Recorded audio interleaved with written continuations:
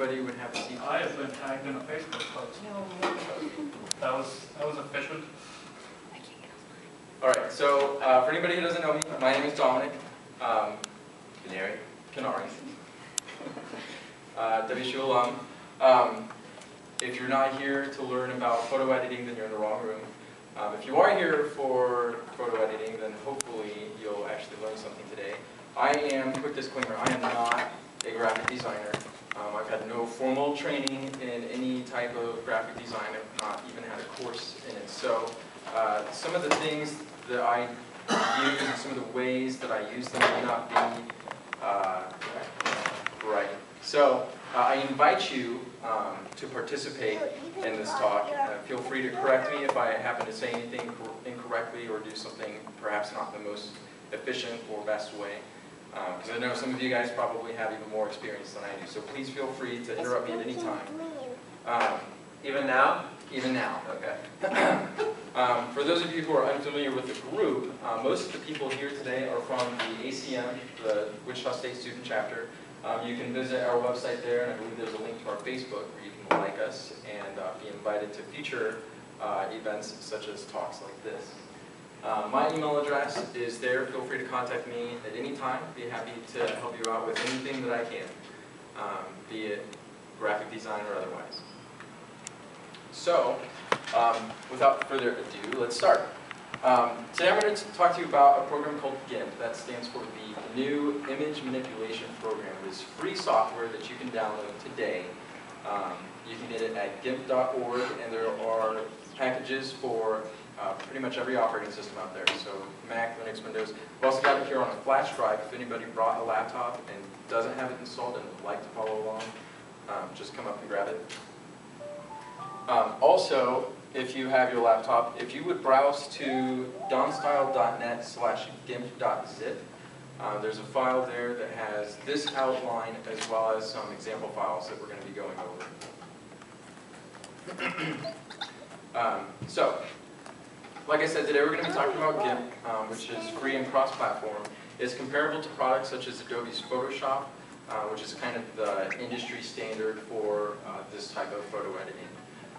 Some of you Windows people might have also used Paint.net, and I'm sure everybody here at one point in their life has used MS Paint.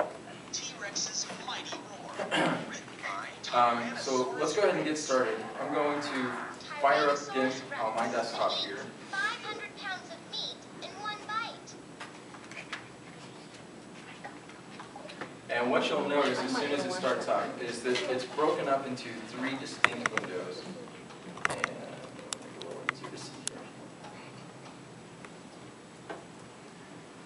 So the 3 windows that we have the toolbox, the canvas, and layers. The toolbox is what you see on the left, and these have all of your tools for editing your photo. The canvas is in the middle. This is where you'll actually be modifying your image. And then you have a set of dots over here for layers, and this is where you can do some more advanced things with your image. So starting off with layers, I'm going to open an example image that I have that demonstrates layers. If you're following along in the folder, it's layers.xcf. And what you'll notice on the right side of the screen there, I have 4 layers stacked on top of each other. The bottom layer is the background and it's solid white. On top of that is a green box, followed by a blue oval, and then a red box on top of that. Yes? Do you have this on Belgian print? I do, yes. Can I borrow? Yes. Thank you. So you can think of these layers as literal sheets of paper stacked on top of each other. They can be transparent and they can be opaque. Did you have a question? Yeah, how do I get my layer screen? If it's closed, you should be able to get to it from your Windows menu, and then check Recently Closed Docs. If it's not there, you might see one that's Layers Channels. Okay. Okay, got it. So the layers are literally like stacks of paper, and you can see on the 3 that I have on the top, they have a transparency component to them and an alpha component, and that makes it so that you can see through parts of them. So what I'm going to do is I'm going to grab this green box and I'm going to click on it and I'm going to drag it up. So this is going to rearrange my layers. So now the green box should appear above the blue one. And if I drag it up again, it'll appear above the red. So I can rearrange all of my layers in any way that I want so that I can get the appearance that I'm looking for. Question? Yeah. I have the same window open on my right side, but I don't see all those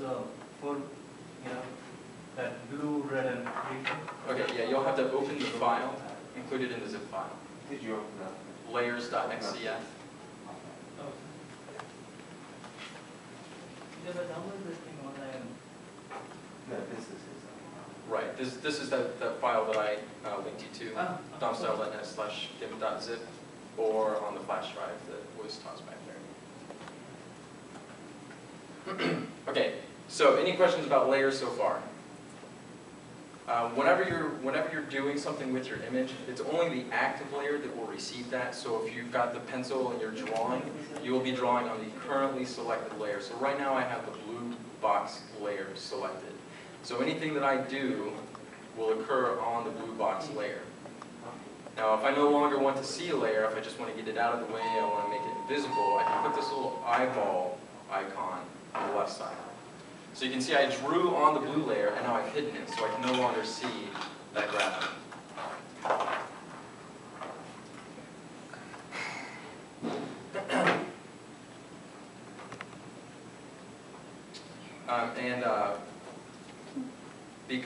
Because these three layers have an alpha component, they can be transparent. If I select the eraser tool and I start erasing part of the blue layer, you'll notice that I can see what's right behind it.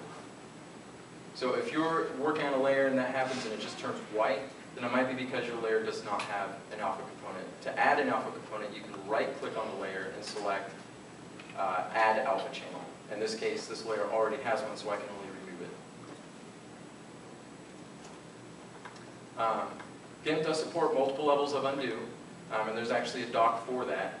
It's the little reverse arrow there. You can see that I can go all the way back up to where my image started. And of course, Control-Z will back you up as well. Is there a limit on how far it takes for Probably. loading your brand? I believe that's configurable.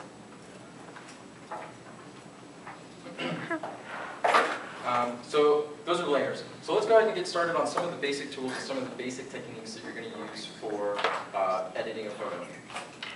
So I'm going to close the image that I had open, and I'm going to open another.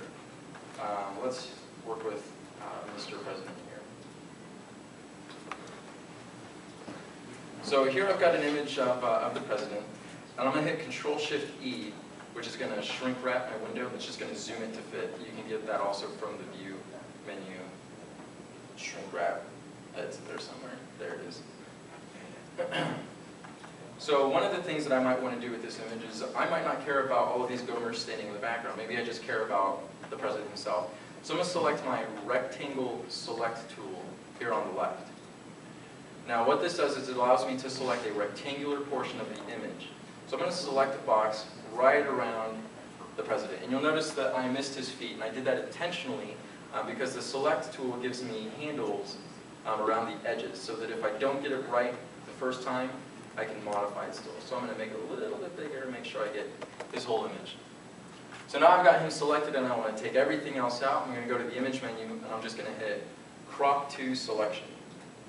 And you can see now I have Mr. Obama all by himself. So that's cropping an image. Yes? Can you crop to a ratio, for example, if you just wanted to get a square image of him? Yes, if you had a specific size that you wanted to set to, if you're just looking for a square, you don't really care about the dimensions as long as it's equal. You can hold, after you start the selection, you can depress the the Shift key to lock the ratio. So, and then you can also, I believe,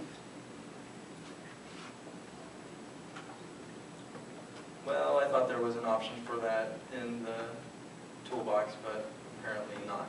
Another thing that you can do is from the image menu, you can also, if you did have a specific size that you wanted to set, say you wanted this image specifically to be 640 by 640, you can either adjust the canvas size or you can scale the image. I'm going to adjust the canvas size because this won't skew the image at all. and I'm going to break this. This link here will keep the dimensions proportional, and I'm going to set it to 256 by 256. So you see in my little preview window here, I've got a box, and that shows me what the end image is going to look like. And I can take my image and I can sort of pan it around there so I can get the exact section that I want.